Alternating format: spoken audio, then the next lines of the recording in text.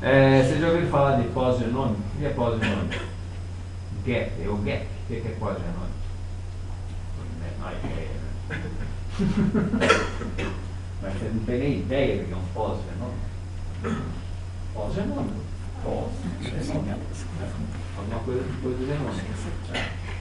É isso aí. Tá, obrigado. O pessoal hoje tem falado muito, quer dizer, quando você está fazendo, né, pesquisa de ponta mesmo, você fala que hoje nós estamos vivendo a era pós-genômica. Certo? Pós-genômica quer dizer que toda aquela parte de genes, DNA, que a gente discutiu até agora, já foi, já passou. Certo? Ou seja, passou do ponto de vista de pesquisa fundamental, né? Então a gente mostrou muitos experimentos, a gente falou, um monte de gente ganhou o prêmio Nobel, né? Vocês lembram, era tudo 1920, 30, 40, 50, 60, né? Então foi quando o pessoal estava descobrindo, descrevendo pela primeira vez toda a parte de genoma, toda a parte do DNA. Então hoje, 2013, essa parte de genoma, de DNA, já está muito bem estudada, conhecida, né? Trabalhada. Então o pessoal fala que hoje a gente está vivendo a era pós-genômica. Já passamos da parte genômica e estamos passando para outra era, que nós vamos ver o que é. Então isso que eu estou querendo mostrar hoje. Quer dizer, é mais o que vai acontecer no futuro, né? O que é o pós-genômico? Pode passar. Maria, né? Mais fácil Maria. Não pode ser Maria. Mais fácil, né? Vira nomes diferentes. Então, é isso que eu falei. Quer dizer, hoje em dia, você tem o sequenciamento, a gente já sabe, vocês já ouviram falar, tem sequenciamento, tem genoma completo, né? Até o ser humano já tem o genoma, já viu isso, é no jornal, todo mundo sabe, vocês nem jornal. Já tem genoma de humano, qualquer coisa que tenha interesse, o pessoal pega e sequencia o DNA, o genoma, né? A informação genética daquele organismo.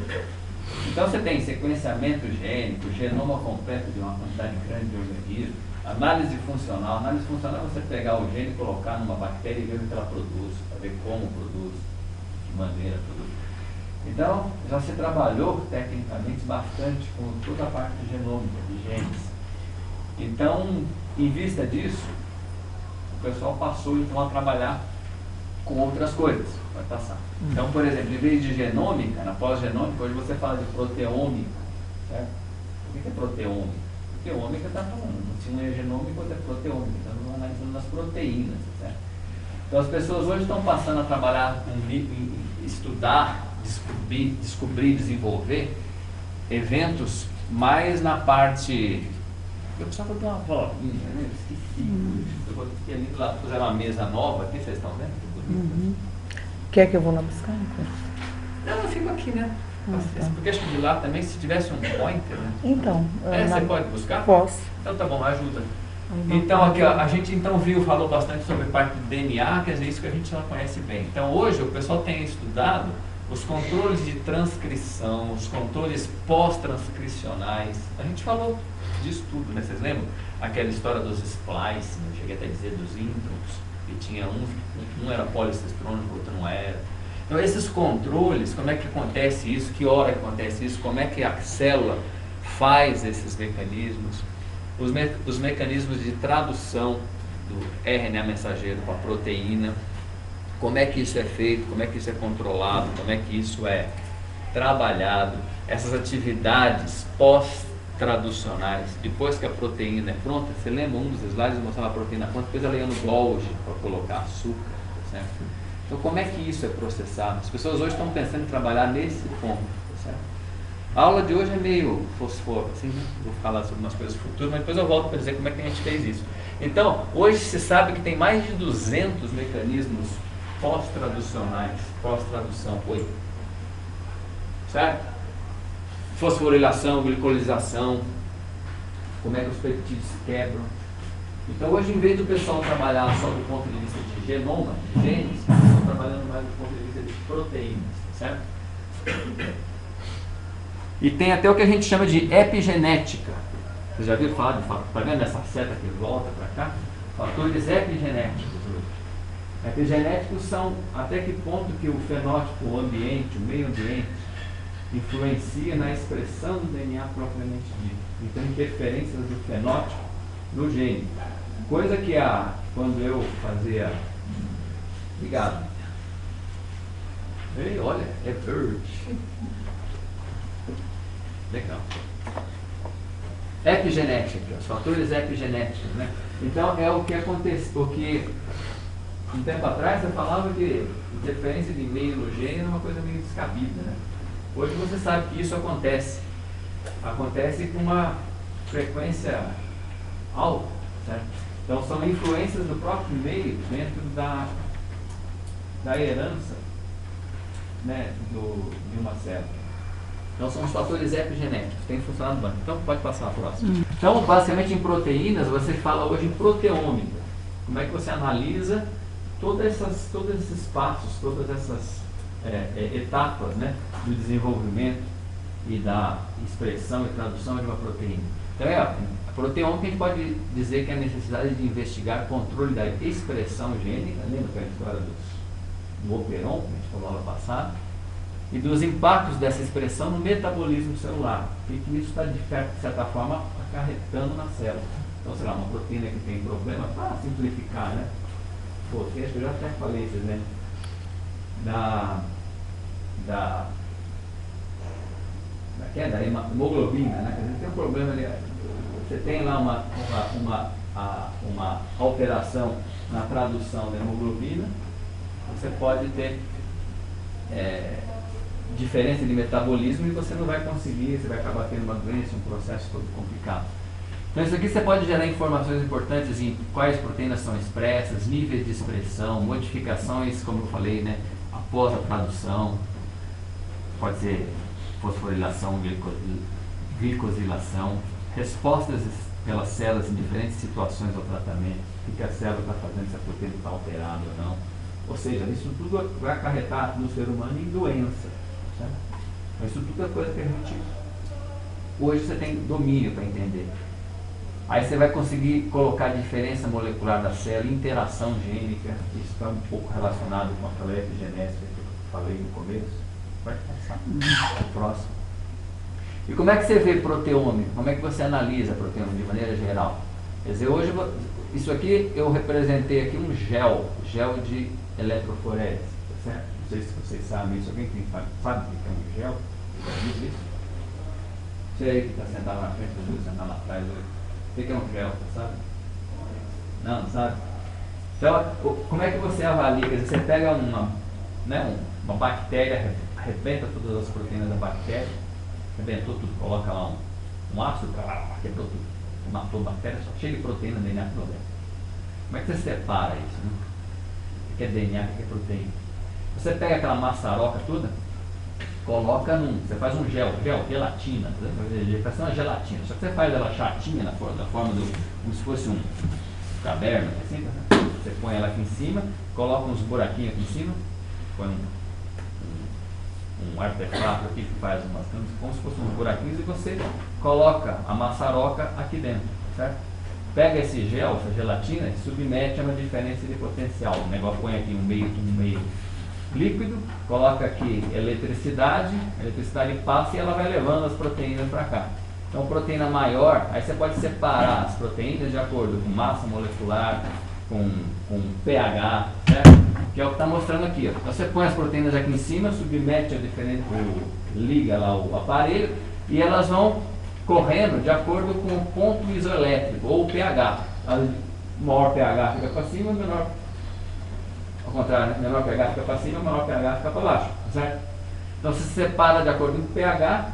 Vocês imaginam que cada proteína tem um aminoácido diferente, cada proteína vai ser diferente da outra, você tem pH diferente, certo? Então você separa de acordo com o ponto isoelétrico. Você pega esse gel aqui, pega ele aqui, ó, pega e põe ele para cá. Ó, ele pegou aqui, ó, e pôs aqui, ó, certo? Aqui a bolinha vermelha está aqui, as bolinhas pretas estão aqui, ó, certo? Você pega isso aqui, coloca em cima de outro gel, corre de novo e esse aqui separa de acordo com o peso molecular. Então você tem as proteínas todas separadas aqui, uma em cada ponto, certo? Dessa forma, a partir da bactéria, que estava lá tudo dentro do tubo, tudo arrebentado, Você separou todas as proteínas aqui dela, certo?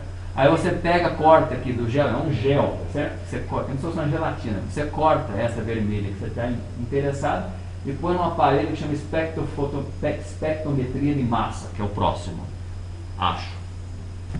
Isso. Você põe nesse aparelho aqui, ele te dá todo o sequenciamento de aminoácidos, tudo com o aparelho, certo? Então hoje você analisa rapidamente, faz uma análise proteica de um organismo humano, de um tecido. Né? Isso é o que a gente chama de proteômica hoje. Assim, é grosso modo, falando bem simples, né, para vocês, certo? Mas o proteômica é genérico, né? Hoje em dia, quando você fala em pós-genômica, nem nós falamos, quer dizer, a genômica seria identificação e sequenciamento de genes, proteômica é identificação e sequenciamento de proteínas. Porém, proteína tem um monte de coisa, certo? Então, os caras que gostam dos ômicas, eles falam que hoje tem a era das ômicas, né? Então, você tem transcriptômica, metabolômica, farmacogenômica, enfim, e tem aqui um pouco da especificação de cada uma delas. Então, transcriptômica, ele vai analisar produtos de transcrição naquela fase de desenvolvimento, naquela específica fase de desenvolvimento do organismo. Metabolômica vai analisar todos os produtos de metabólico, né? Os produtos metabólicos daquele organismo naquele determinado momento. Farmacogenômica, isso aqui é uma coisa que é super moderna, super interessante hoje em dia, que de certa forma ele fala, isso é uma tendência a gente observar, que os remédios, hoje você toma um remédio, isso aqui até vocês já devem saber, quer dizer, depois você toma um remédio para dor de cabeça, dor de cabeça melhorou na hora, ela tem uma dor de cabeça, toma tanto nada. Mas os remédios hoje se sabe, né? E isso é verdade. Né? Toda medicação, na verdade, ela não cura 100%, ela cura 70% das pessoas, certo? Então, por conta disso, 70% é um número bom, melhor do que zero, certo? Então, cura 70%, os outros 30%, lá é mais ou menos, não é porque tem alguma interação genética individual. Então, o que o pessoal hoje tem trabalhado é em farmacogenômica. Por exemplo, então um remédio que às vezes é bom para você, não é bom para ela, então ela tem que tomar outro. Ela toma outro. Não sei se tem alguém que tem pressão alta na família, certo? Normal, tem, né? A quantidade de remédio de pressão alta é enorme, tem 15, 20 diferentes, certo? Então, às vezes você toma um, eu lembro, eu tomo um remédio para pressão, dava um.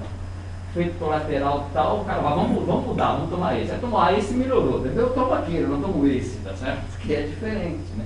Então isso é um pouco o início do que a gente chama de farmacogenômica. Toxogenômica é a mesma coisa, quer dizer, às vezes você toma um remédio, você tem um efeito colateral forte, você não. Então o pessoal está analisando a toxicidade daquele comprimido, daquele composto, em algum indivíduo, que é diferente do outro. Então, cada vez você vai tendo uma individualização do tratamento maior. Isso é permitido. Hoje a gente começa a poder trabalhar com isso por conta das ferramentas que a gente tem, né? Regulômica, peptidômica, degradômica, fisionômica, nutrigenômica, epigenômica. É a era dos ômicas, tá certo? Daqui a pouco aparece mais aí. Enfim, pode passar. Mas enfim, para que eu falei tudo isso? Eu falei tudo isso para vocês verem se vocês estão entendendo nada, né? Falei, esse cara é maluco, né? Não estou entendendo nada do que ele está falando. E na verdade não era para entender mesmo. Estou falando que hoje a gente consegue fazer essas coisas, mas o meu grande foco na aula de vocês hoje é falar assim, como é que a gente consegue fazer essas coisas, tá certo? Essa é a ideia, certo? E isso vocês não sabem ainda, vocês não aprenderam. Então eu joguei a ideia para quando eu não voltar lá para trás, certo? Para ver como é que a gente faz isso. Então, uma das primeiras coisas que a gente tem que entender, começar a entender, ou começar a se familiarizar, é com o que a gente chama hoje de bioinformática, certo? A bioinformática hoje é uma das coisas que, para quem está trabalhando em pesquisa, em laboratório, é super importante, que é essa junção da ciência computacional com a biologia molecular, certo? Como biologia molecular usa muito dado, né, muito gene, é muita coisa, né, sequências enormes de DNA de peptídeo, isso aí cada um tem uma conformação, as pessoas passaram a associar conhecimento de física e biologia com os de física, matemática, ciência de computação, com biologia e química. Então, como as coisas são, né, repetições. Lembra que eu falei aqui que a informação gênica era, o DNA era muito maior que a informação de um computador. O computador tem uma linguagem binária, que é só 1 e 0, e a de DNA são 4, a CTG. Então, as inter-relações dessas 4 variáveis é muito maior do que um computador permite. Só tem uma linguagem binária. Nós temos uma quaternária, né? Então, para analisar tudo isso, é muito mais interessante. A nossa mente não consegue. Então, você precisa trabalhar com a informática, junto com a matemática. Não estou dizendo que você precisa entender matemática. Eu não entendo nada de matemática, tá certo? Mas os softwares hoje estão super para nerd, né? Eles falam, você vai lá, aperta os botãozinhos e você faz o que você quer, a partir dos dados que você tem. Então é isso. E hoje a gente chama de biologia, a gente fala muito em biologia in silico. Antes falava em vivo, in vitro, isso é normal, vocês já ouviram falar. Mas vocês já ouviram falar em sílico? Eu vivo falando isso, porque se vocês forem assistir meu curso de pós-graduação, não, porque a análise em sílico mostrou que é isso. Esse cara é louco, o que é análise em sílico? Análise em sílico é a análise que você vê da sequência de DNA que você põe no computador e o computador te dá a resposta. Pela comparação que ele faz com os outros organismos, por exemplo. Isso é o que a gente chama de in silico. Então hoje a biologia está virando muita biologia in silico, né? Por conta do silício que tem computador, que é importante. Tá? E aqui, como é tanto dado, né? É tanto dado que a gente obtém, a bioinformática vem desenvolvendo softwares, né? Pode passar, Maria? Para se identificar gene, prever configuração tridimensional das proteínas, organizar a informação biológica, agrupar sequências homólogas para você começar a entender. Então você começa a entender que você tem uma sequência de DNA, vai estar dela, vocês têm a mesma doença, fala, pô, então deve ser essa sequência, deve estar relacionada com essa doença. Você pega o dela, que não tem, não tem, tá vendo? Então você começa a fazer, através de agrupamento, você começa a relacionar as homologias do gene ou da proteína e relacionar com o que você tem na expressão daquilo. Montar árvores filogenéticas, é coisa de evolução, analisar experimentos de expressão gênica, enfim. A bioinformática hoje virou básica, tá certo? Pode passar. Isso aqui é só para vocês verem um dos sites de bioinformática, que é do National Center of Biotechnology Information, NCBI, né? Que é lá nos Estados Unidos, que mostra tudo aqui, ó. Então, vocês que estão gritando lá, a gente está tendo aula aqui, vamos ir lá e jogar um saco. Vamos fechar aqui. Tem aula aqui, para de gritar. Não é vantagem ser diretor de instituição, que é o que for, né? Aí então você tem aqui você clica aqui, eu quero analisar a relação entre DNA e RNA. Você vem aqui e avalia. Isso aqui são as fontes, os softwares mais populares que o pessoal usa.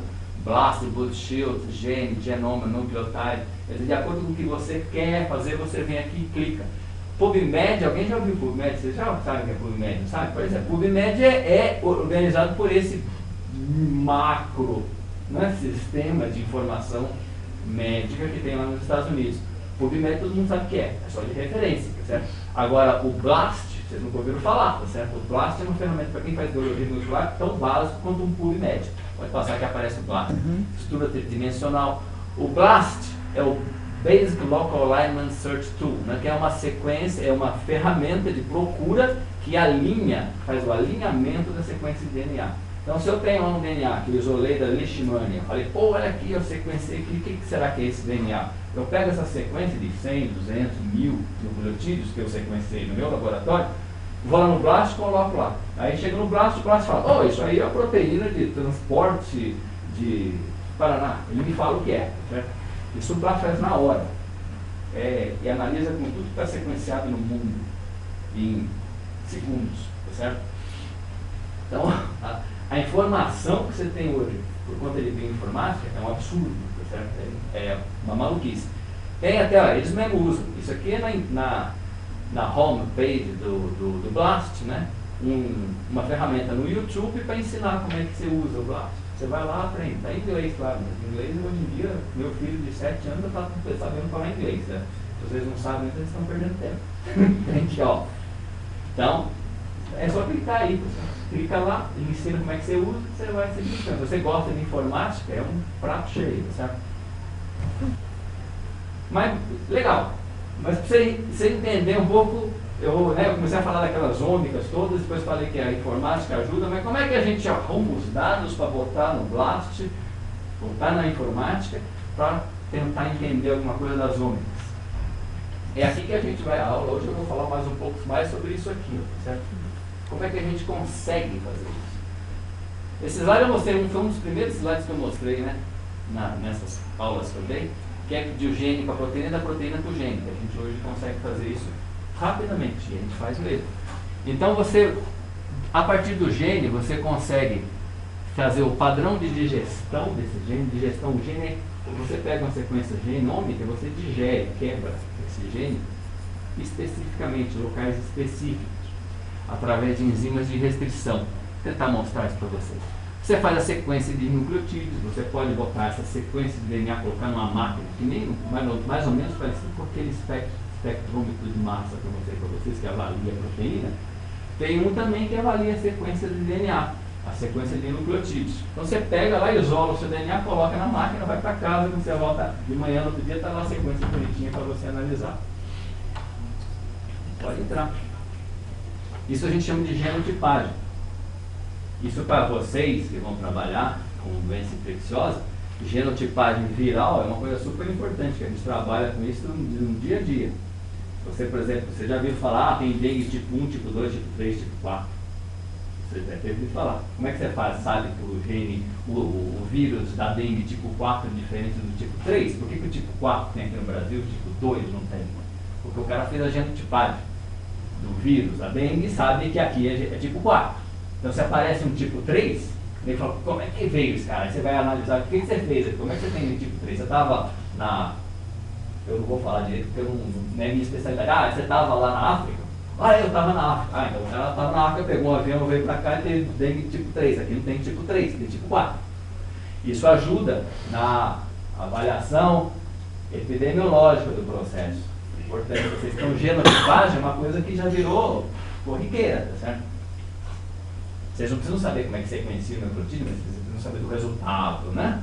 Então isso aqui é uma análise que você sequencia, coloca lá naqueles softwares de bioinformática e você faz uma análise genômica do teu organismo. E aí você toma medidas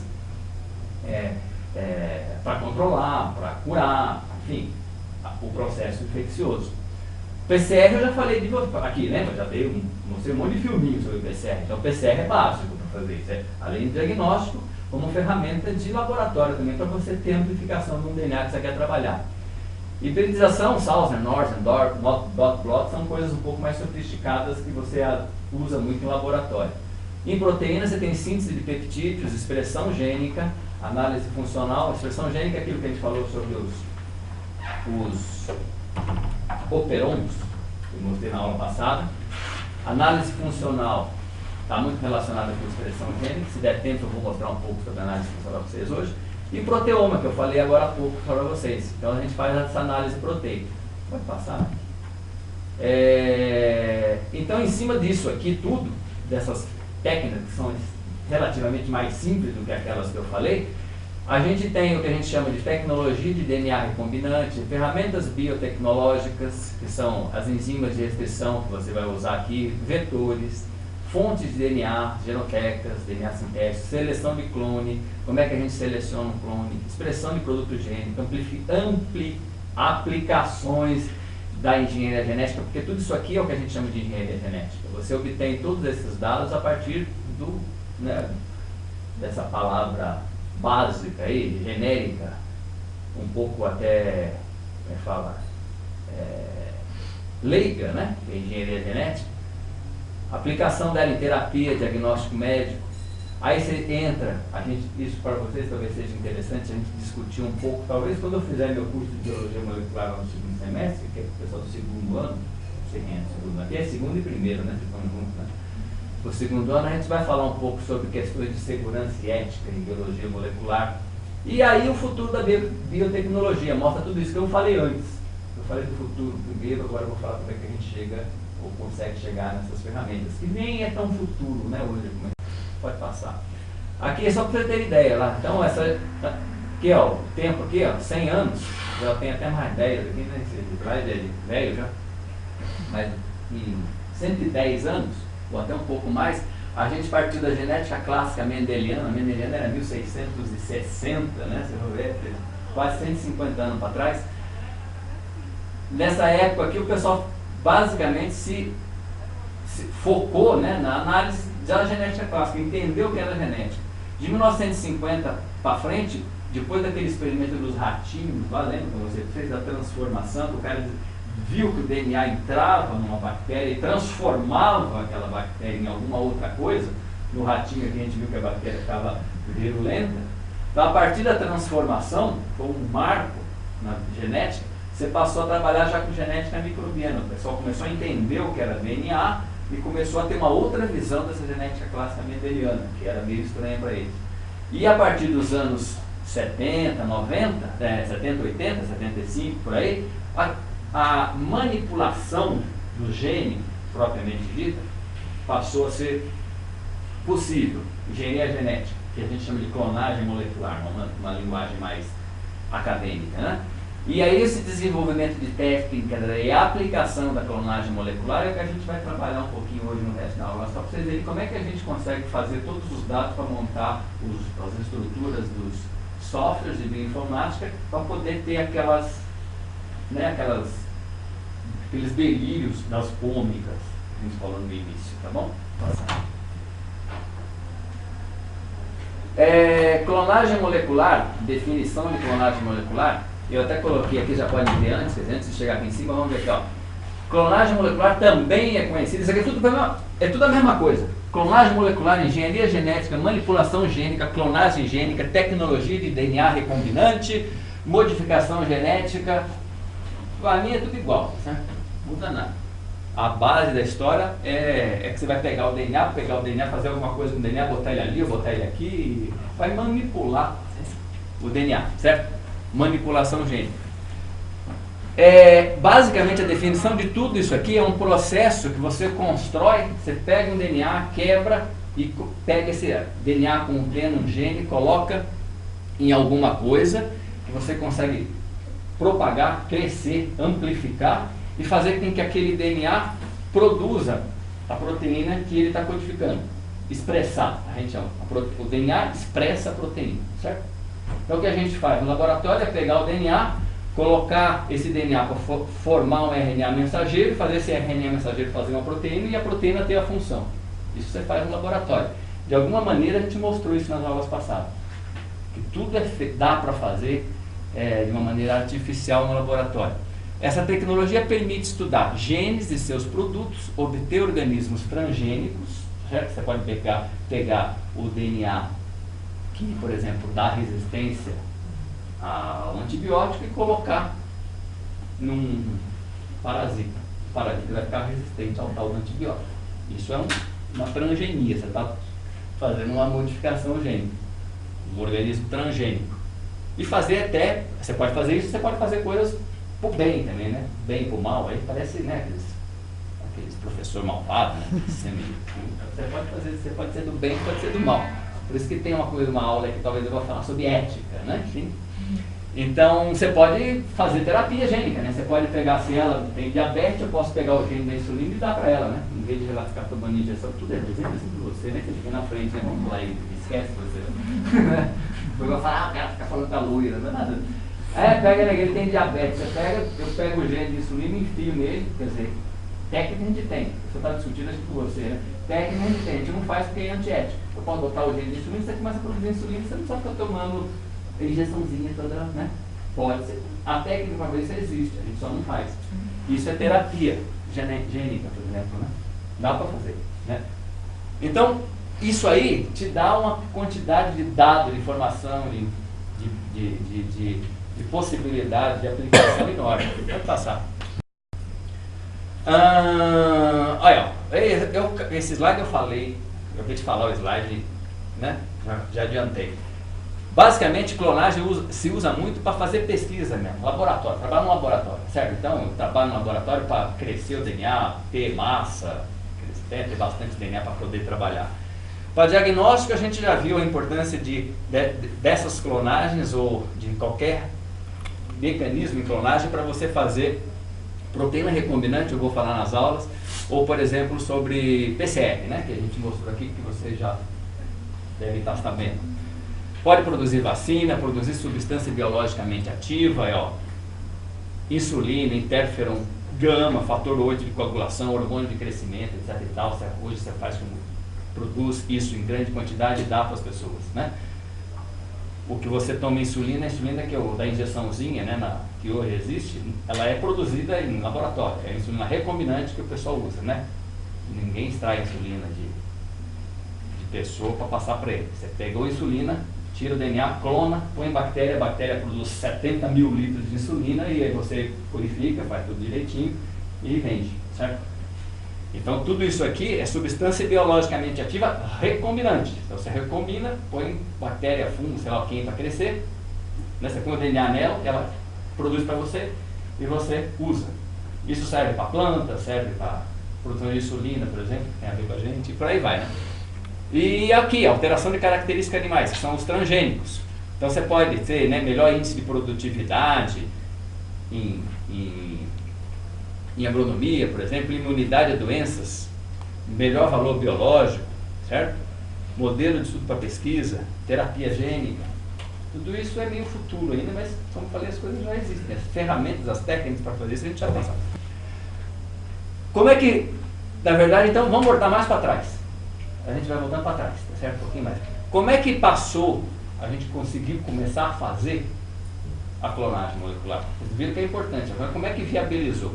Viabilizou a partir do ponto que descobriram o desenvolvimento de importantes processos de clonagem, que é o sistema de restrição, enzimas de restrição, vetor de clonagem e o método de transformação. Transformação volta aquele experimento do ratinho lá de trás. Então, sabe, o cara desenvolveu aquele negócio em 1930, certo? Depois, hoje as pessoas conhecem enzima de restrição e vetor de clonagem, associando essas três coisas você faz engenharia genética, biologia molecular, DNA recombinante, certo? Então, qual é a etapa para fazer uma clonagem molecular? Você precisa do gene, ou do genoma, do organismo que você está trabalhando, vetor. Você vai construir uma genoteca. Genoteca é nem se fosse uma biblioteca, certo? Como é um negócio de gene, é genoteca, certo? Se fosse uma proteína, ia ser uma proteinoteca. Proteiteca, sei lá o quê, tá certo? Uma genoteca, que é uma coleção de genes, o vetor com genoma, e você vai selecionar o clone que você quer. Nossa, coisa complicada. Isso não é tão complicado. Se vocês prestarem atenção, vai rapidinho. Vou falar isso em mais 10 minutos aí, né? Terminando. Pode passar. Basicamente é isso aqui, ó. Você tem o tecido, ó, isso aqui é de 93, ó. Tá vendo? 20 anos atrás. Vocês não tinham nem, se tivesse, alguns já nasceram faz tempo, mas não estavam nascendo, estavam andando de fralda, e eu já estava lá nos Estados Unidos trabalhando com isso aí, certo? Tem aqui o tecido, vamos por aqui que é mais fácil. Você isola o tecido desse DNA, né, coloca ele lá, uma maçaroca, arrebenta tudo, separa o DNA dele. O cara fazia isso desde lá de 1800 e banana, isso é fácil fazer, tá certo? Digere o DNA, isso já é novo. A enzima para digerir o DNA é uma coisa nova. Né, tem os pedaços fracionados e você tem o DNA clonado. Esse DNA clonado você pega um vetor, coloca o DNA dentro desse vetor, faz a ligação, amplifica a biblioteca e você pode analisar o clone. Bom, quebrar o DNA do tecido, digerir com enzima de restrição e colocar ele clonável, legal. Vetor, o que é o vetor? O que é vetor? O que é vetor? Pronto, o que é vetor? Você do óculos. Bem, a biologia é que leva a uma coisa. Isso aí, eu fui na internet, né? Ontem, fui lá, na aula, eu fui lá. Imagem de vetor, vou mostrar uma imagem de vetor para você, pode clicar aí. O que a gente chama de plasmídio também. O que você fez? Voltei. Não, pode continuar. Estava certo, agora você tem que ir de novo. Vai lá, e vai, para frente. Isso. O vetor plasmídio. Plasmídio, para quem nunca ouviu falar, está escrito aqui, ó, plasmideu ou plasmídio, sei lá, eu gosto do plasmídio. Moléculas circulares duplas de DNA capazes de se reproduzir independentemente do DNA cromossômico, certo? Então, é um pedaço de DNA que entra dentro da bactéria e ele reproduz por ele mesmo, ele não precisa do DNA da bactéria. A bactéria está lá crescendo e ele cresce ou não cresce, dependendo do que ele quiser. Ou seja, é um safado, né? Ele entra numa bactéria e faz o que ele quer lá dentro. A bactéria gosta disso. A bactéria gosta de ter um plasmídio dentro, porque o plasmídio muitas vezes traz uma característica para a bactéria que a bactéria não tem. Por exemplo, resistência. Certo? Normalmente os plasmídios dão resistência para a bactéria. Uma bactéria que te dá pneumonia, um pneumococo, certo? Você toma hoje né? Ampicilina, né? Você toma ampicilina, cura a pneumonia. Mas se ela ganha um plasmídio com resistência à ampicilina, a bactéria não morre, certo? Ela é resistente, passa a ser resistente. Então os plasmídios estão muito relacionados com resistência à bactéria. Então a bactéria acha interessante ter um plasmídio. O plasmídio, apesar de se intrometer dentro do DNA dela, ele traz benefícios para a bactéria, né? Não para nós, tá certo? Eu estou falando aqui de genética, eu não estou defendendo nem humano, nem bactéria, nem vírus, genética, tá certo? Então, do ponto de vista da bactéria é bacana, do ponto de vista nosso, péssimo. Porém, é importante você saber. Você saber, não adianta você matar a bactéria, é importante você matar o plasmídio, tá certo? É isso aí. Então, por isso que é importante você ter o conhecimento. Vai passar. Então, de vetor nós vimos o vírus e vimos o plasmídio, certo? As genotecas, elas podem ser, para fazer uma genoteca, tem dois tipos, genômica ou cDNA. Genômica é simplesmente você pegar, você pegar o gene inteiro do organismo e quebrar, picotar, com enzima de restrição. Eu vou explicar o que é enzima de restrição. cDNA, a gente chama de DNA complementar. Então, eu estou adiantando as coisas, eu vou falar de novo para vocês isso no outro curso, com um pouquinho mais de detalhe. É muito mais legal porque o cDNA, que a gente chama de DNA complementar, ele vai usar os genes que aquele organismo está expressando naquele momento. Porque, como vocês sabem, a gente não produz todos os proteínas que nós temos de informação genética dentro do nosso gene, dentro do nosso genoma. Tem um monte de proteína que é importante na fase fetal, no início na infância.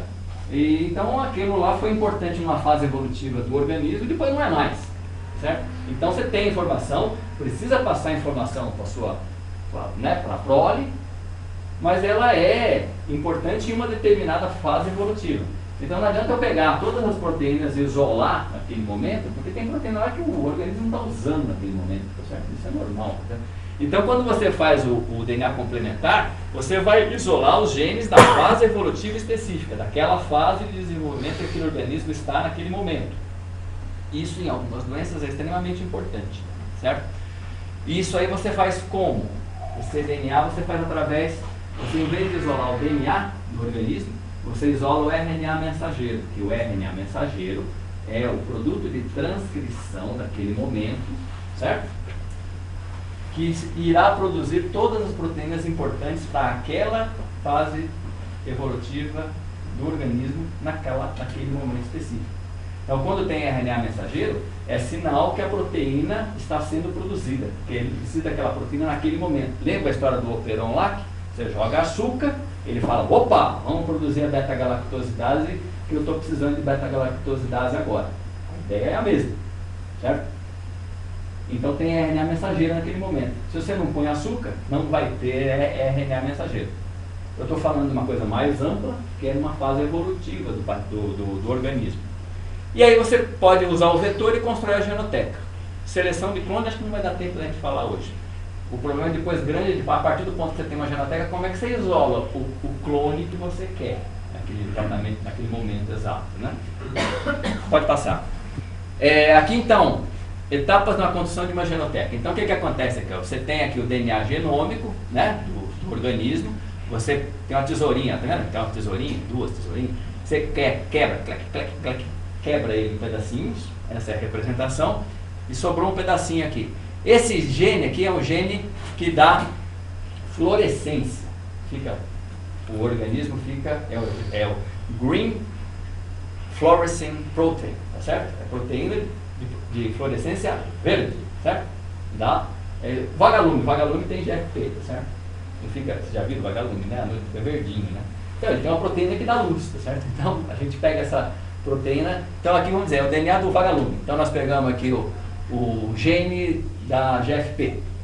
Você pega o gene da GFP, pega um vetor, plasmídio, fago, seja lá o que for, corta ele também com a mesma tesoura, certo? Para ficar igual, liga um no outro, você pega esse vírus com o DNA verdinho, da cor aqui da minha luz, coloca na bactéria, por transformação.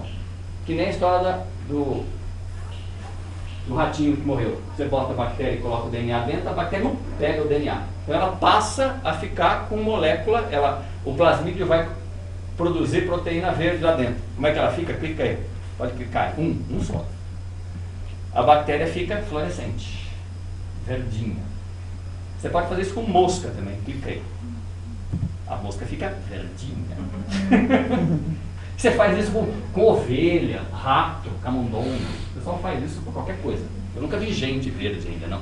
Maria, olha agora aqui, ó, tá vendo? Aqui tá. Tem um link aí, tem um filminho também pra gente ver.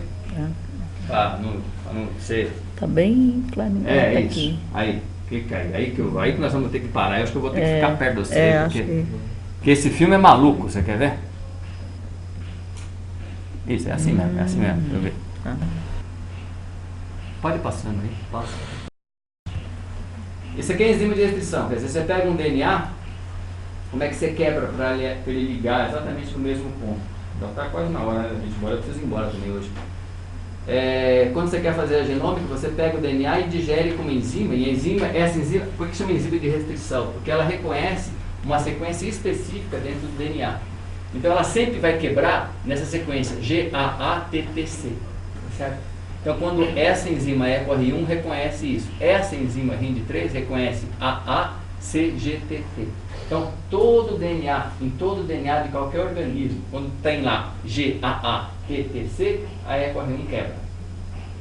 Quando tem AAGCTT, a RIND quebra. Então, se você quebra o vetor com EcoR1, quebra o DNA do teu organismo com EcoR1, os DNAs ficam compatíveis, um pode ligar no outro, porque a extremidade vai permitir isso. Quer ver? Tem outros tipos de enzima de restrição, a gente pode passar, né? Passou, tem mais complexas ainda, pode passar também. Você pode quebrar o DNA também por quebra mecânica. O DNA, lembra que eu falei que ele era uma molécula grande, deixa viscoso a solução? Você passando ele em seringa, o DNA vai quebrando e vai ficando em pedaços grandes. Isso aqui é um gel de tamanho, que mostra o tamanho do DNA, né? Então aqui com 3 passagens em seringa ele está aqui, grande. À medida que você vai passando 9, 12, 15 vezes, 20, 25, ele vai quebrando, vai ficando menor. E você vai poder então ligar ele no vetor. Em vez de ser uma molécula grande, você faz uma molécula pequena, certo? Dessa forma você faz a clonagem. Vai lá, pode passar. Isso aqui é só para... Estou mostrando para vocês como é que a gente chega. Aqui a construção de uma genoteca de cDNA, daquela específica que a gente vai usar naquele determinado momento da evolução do organismo. Você isola o RNA mensageiro do organismo, é fácil por causa daquela cauda poli-A que ele tem, pode passar. Você compra ou alinha uma cauda de TTTTT, o TTTTT vai grudar no AAAA do RNA mensageiro, certo? Fica ligado. A partir daqui, ó, você tem um iniciador, lembra? Para você fazer a construção de uma fita de DNA, você precisa do modelo, de nucleotídeo e de uma dupla ligação. Então você tem isso. Então você pega aqui e coloca a DNA polimerase, pode colocar aí, né? Você põe a enzima, é uma enzima que chama transcriptase reversa, que constrói uma fita de DNA. Pode Então nós construímos uma fita híbrida, que é metade RNA e metade DNA, certo? Aí você fala, o que eu vou fazer com uma fita que é metade DNA, metade RNA? Coisa mais estúpida. Fala, bom, enfim, é verdade, né? Não serve para nada. Mas eu peguei o quê? Eu peguei a mensagem da proteína que era codificada naquele momento e agora eu fiz uma fita de DNA. Agora vocês não devem lembrar, mas eu vou fazer vocês lembrarem. Clica aí. Não, para frente. Para frente. Pode ir. Eu trato com NaOH, a molécula de RNA arrebenta. Então eu fico só com uma cópia de DNA. Essa cópia de DNA é uma cópia de DNA do meu RNA mensageiro que tem aqui dentro. Sem intron, sem nada. Eu faço, como aqui você consegue fazer uma dupla de novo, Eu ponho a polimerase mais os nucleotídeos, pode clicar. Eu construo um DNA complementar ao RNA mensageiro. E a partir desse RNA mensageiro eu construo uma genoteca. Então eu construo uma genoteca com os genes transcritos naquela fase evolutiva do parasita. Pode ser complexo, mas depois eu explico para vocês com mais calma quando a gente der essa aula no segundo semestre, tá certo? Vai lá.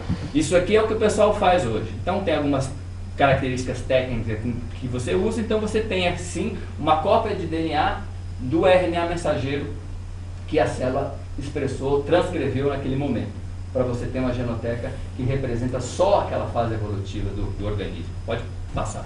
Então essa diferença de genoteca genômica e DNA, você coloca no vetor e você constrói a genoteca. Então, só para construir, clica mais um aí, a gente pega a biblioteca e vai embora. Então aqui, ó, sabendo tudo, certo? Agora vocês sabem tudo. Então você pega o DNA genômico, quebra, eu quebrei ele aqui com seringa, ou DNA-1, quebrei em pedaços. Aí você fala, você quebrou com seringa, você não botou aquela enzima de restrição, como é que ele vai ligar do outro lado? Vou explicar para vocês. Eu peguei aqui o vetor, é o vetor aqui? Ah não, o vetor está aqui, ó. O vetor está aqui no meio. Aqui eu fiz as duas genotecas, eu sou espertinho nisso aqui. Então aqui é o DNA genômico, eu quebrei com seringa. E aqui eu fiz o RNA com cDNA. A partir do RNA mensageiro, que tem a cauda poli-A, eu construí os DNAs complementares. Então eu tenho aqui DNA complementar e tenho DNA quebrado. O que eu faço é introduzir uma moléculazinha preta, que chama linker, linker é o ligador, né?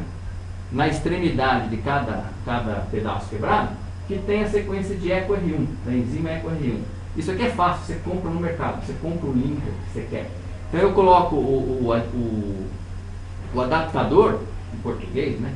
EcoR1. Eu ligo essas coisinhas pretas aqui dentro na extremidade dos meus produtos de DNA e faço a digestão com EcoR1. Então o que eu tenho? Os pedaços de DNA, tanto do DNA genômico quanto do cDNA complementar, com a extremidade de EcoR1. Beleza, né? Isso é uma engenharia, você faz o que você quiser, tá certo? Aí você pega o vetor, que aqui é um fago, um bacteriófago, quebra com EcoR1 e faz a ligação. Então esses DNAs entram aqui dentro. Pronto, clonei. Fiz a própria engenharia genética, certo? Fácil, né? Eu levei uma tese do mestrado inteirinho para fazer isso. Mas enfim, mas faz tempo, né?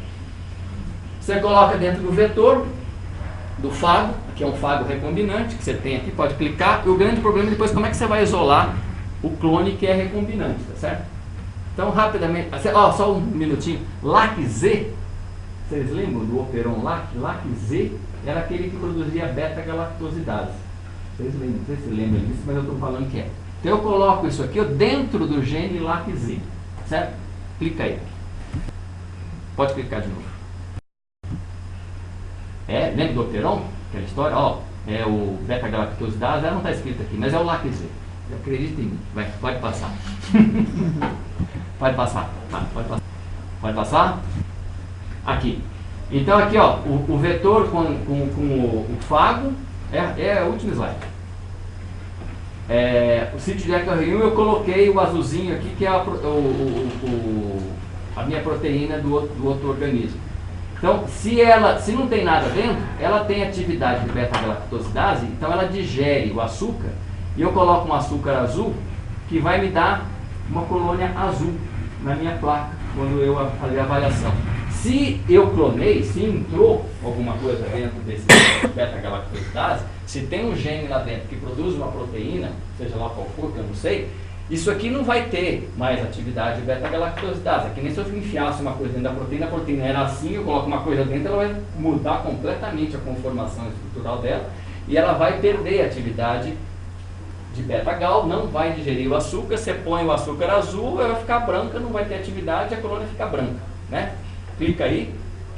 Então, usando todo aquele conhecimento da regulação gênica, você acaba tendo uma placa que é essa aqui, ó. Põe aí. Aqui. Clica aí. Aí, pronto. Vocês estão vendo que tem algumas 3, 4 colônias azuis? Essas colônias azuis é isso aqui. Não entrou o vetor aqui dentro, não entrou o DNA aqui dentro, a beta-gal funcionou e digeriu o açúcar que eu coloquei no meio, ficou azul. As outras, branquinhas, são todas recombinantes. Eu posso pegar que eu vou achar o DNA que eu coloquei dentro desse fago aí dentro. Certo?